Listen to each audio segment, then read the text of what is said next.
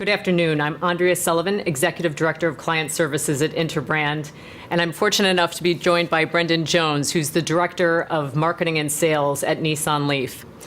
We're interested in learning a little bit more about the leadership position that Nissan Leaf has in terms of EV technology and some of the ways that it's changed the standards and industry practices. Absolutely. So if you look at Nissan Leaf, let's look in the United States, and right now the Nissan Leaf is sold close to 85,000, and sometime in January it'll be 10,000. So if you look at all electric vehicles combined, regardless of manufacturer, in the history of the United States, we've surpassed that number in the modern era. So we've taken a very aggressive leadership position in bringing this technology to market. So I'm curious about the whole notion of when you first came out with the announcement about Nissan Leaf, you had quite a few hand raisers, is what I think you called them. Mm-hmm. How have you been able to really capture their interest and help in using them as a part of the movement that you're creating? Well, the very beginning, there was a tremendous amount of what we called the hand raisers, and the initial pool was around 250,000, and that's excellent for any auto manufacturer on any launch of any vehicle.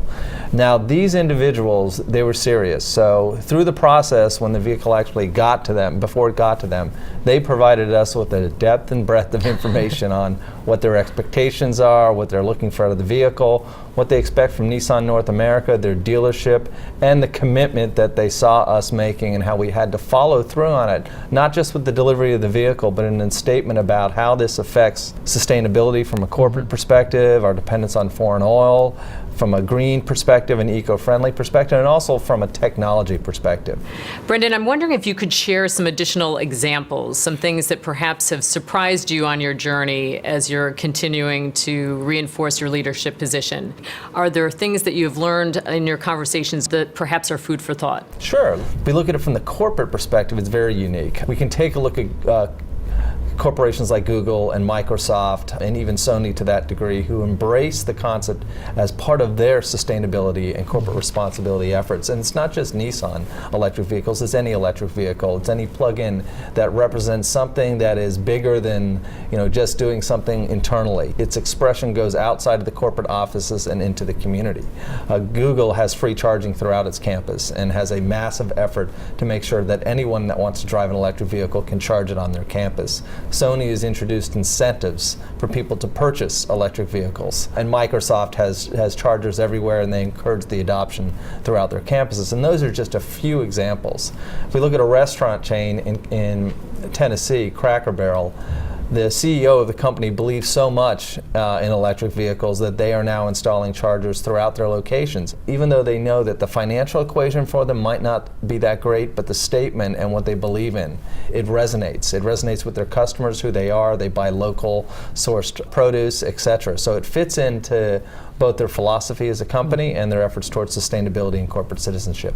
So it sounds like there's almost a bit of a rub-off in terms of the equity that they gain in their brands through Absolutely. the work that you're in fact doing. Absolutely. And can you share a little bit more, just in terms of the equity exchange between, say, Nissan Leaf and your broader portfolio of vehicles? It sounds like many of the hand raisers hadn't previously been drivers of other Nissan cars. Have you seen any significant sort of exchange of equity in terms of the benefits that you're bringing? Absolutely. And the actual stat is 83% of Nissan Leaf owners are brand new to the Nissan brand. That's extraordinary.